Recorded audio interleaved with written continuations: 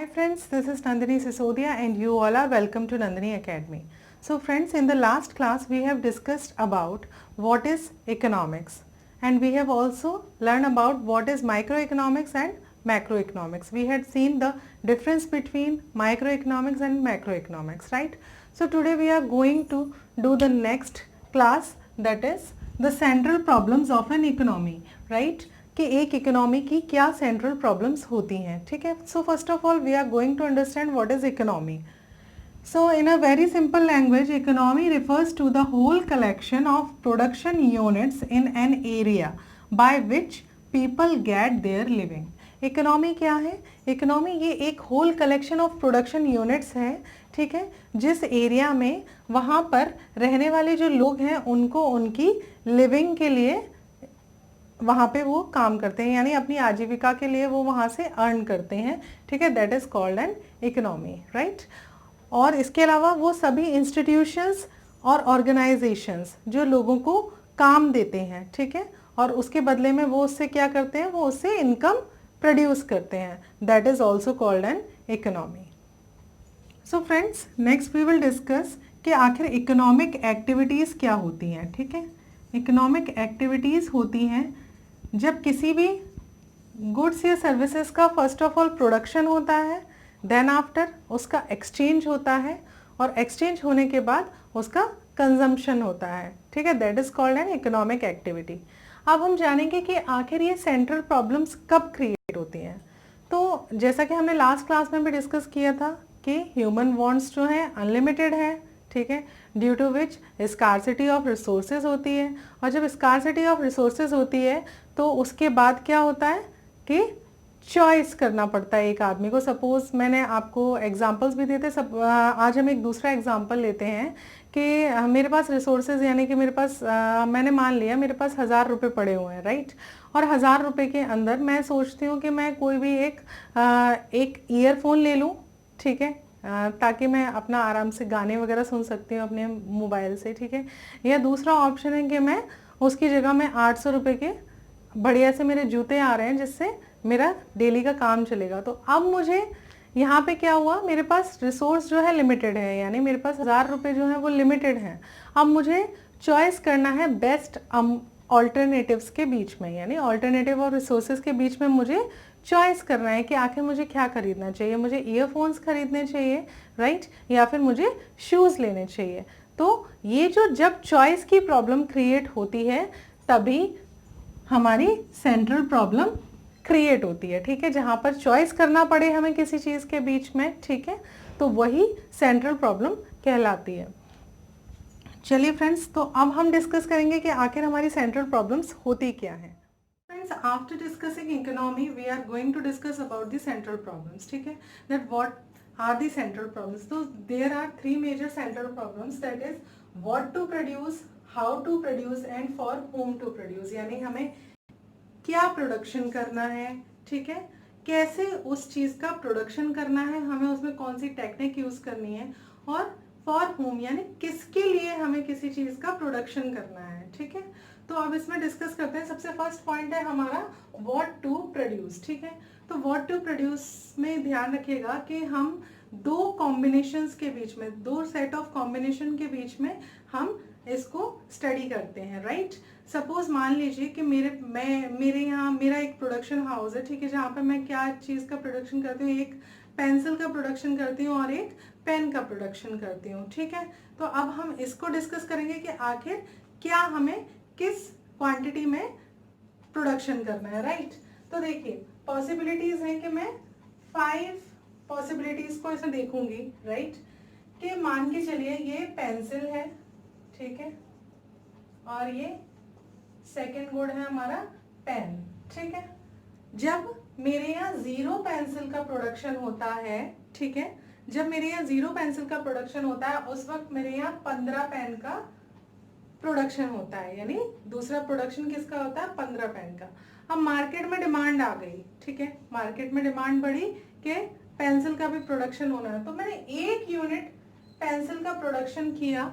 ठीक है, अब मैं क्या करूंगी, यहाँ से यानी 15 में से 1 यूनिट जो है मैंने यहाँ पे यूज कर ली, तो 1 यूनिट इसमें से लेस हो जाएगी, यानी कि अब मैं पेंसिल के साथ में कितने पेन का प्रोडक्शन करूंगी, 14 पेन्स का, ठीक है।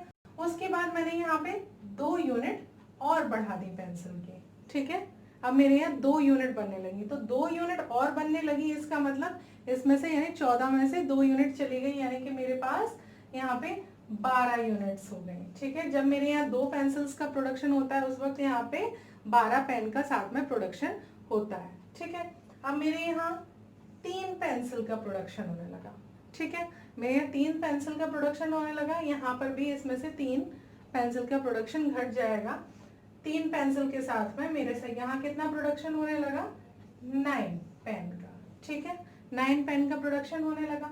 अब यहाँ पे यूनिट फिर बढ़ गई 4 पेन का, यहाँ पे 5, यहाँ पे 4 पेंसिल हुई, यहाँ पे 5 पेन्स हो गए, ठीक है। यहाँ पे मेरी 5 पेंसिल्स हो गई, यानी मेरे यहाँ 5 पेंसिल का प्रोडक्शन हो रहा है, तब यहाँ मेरे यहाँ पेन का प्रोडक्शन कितना हो गया, 0, ठीक है। मेरे यहाँ 0 पेन का प्रोडक्शन हो गया। इसका मतलब मेरे यहाँ धीरे धीरे धीरे पेंसिल का प्रोडक्शन तो इंक्रीज होने लगा, लेकिन पेन का प्रोडक्शन जो है वो डिक्रीज होने लग गया, ठीक है। और जैसा कि मैंने अभी बताया था आपको कि सेंट्रल प्रॉब्लम क्या है, it is a problem of choice. हम क्या कर रहे हैं, इन दोनों अपनी प्रोडक्शंस में से हम चॉइस कर रहे हैं कि किस चीज का प्रोडक्शन ज्यादा होगा, किस चीज का प्रोडक्शन कम होगा, क्योंकि हमारे पास रिसोर्सेज जो है लिमिटेड है, ठीक है। अब हमने व्हाट टू प्रोड्यूस डिस्कस किया है, इसके बाद हम डिस्कस करेंगे how to produce. Next we are going to discuss about how to produce, यानी किसी भी चीज का किस तरीके से प्रोडक्शन करना है, यानी कि हाउ मीन्स कैसे प्रोडक्शन करना है किसी भी चीज का। तो इसमें हमेशा याद रखिएगा कि 2 तरीके की टेक्निक्स यूज होती हैं। First one is labour intensive technique and the second one is capital intensive technique. So what are these techniques? So labor intensive technique is that technique in which more labor and less capital is used, right? जहाँ पर ज़्यादा labour use होती है और less capital use होती है, वहाँ पर लेबर इंटेंसिव टेक्निक कहलाती है। तो फॉर एग्जाम्पल कि हमें 500 मीटर क्लोथिंग के लिए यानी कपड़ा बनाने के लिए, ठीक है, हम हैंडलूम में यानी कि हाथ से जहाँ पर काम होता है हैंडलूम में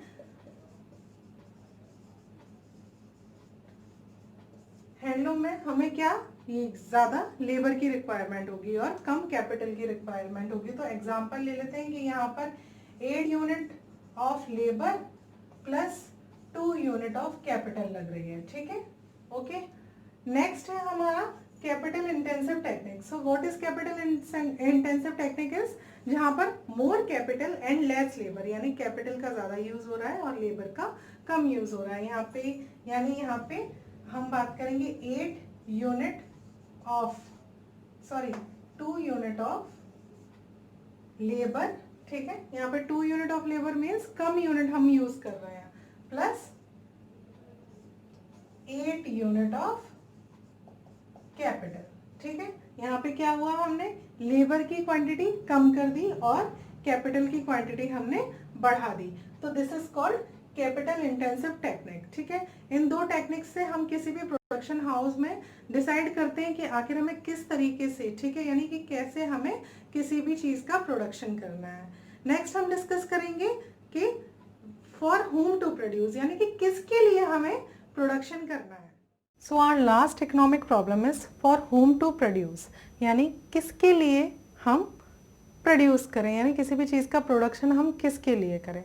तो जब ये क्वेश्चन रेज होता है तो इसका मतलब कौन खरीदेगा अगर हम किसी गुड्स को प्रोड्यूस करते हैं, ठीक है। तो डेफिनेटली जिनकी इनकम होगी वही लोग किसी भी गुड्स और सर्विसेज को परचेज कर सकते हैं, खरीद सकते हैं, ठीक है। तो जिनकी इनकम है वो लोग, उनके लिए हम प्रोड्यूस करेंगे जो उस गुड्स और सर्विसेज को पर्टिकुलर बाय कर सकें, ठीक है। अब यहाँ पर क्या प्रॉब्लम रेज होती है, यहाँ पर प्रॉब्लम रेज होती है how to distribute national income, ठीक है, कि आखिर किस तरीके से इनकम का डिस्ट्रीब्यूशन किया जाए ताकि सब लोगों की परचेजिंग पावर के अकॉर्डिंग उस गुड सर्विसेज को उन तक पहुंचाया जा सके ताकि वो उसे खरीद सकें, ठीक है।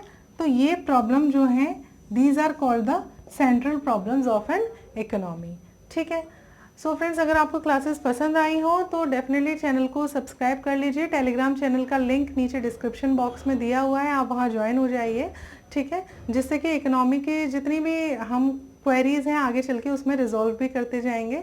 साथ में फ्रेंड्स एक चीज़ और है कि जितना भी कोर्स अभी चल रहा है, ठीक है, इसको आप साथ के साथ रिवीजन डेफिनेटली कीजिए, क्योंकि बिना रिवीजन के आप कोई भी एग्ज़ाम क्रैक नहीं कर सकते हैं।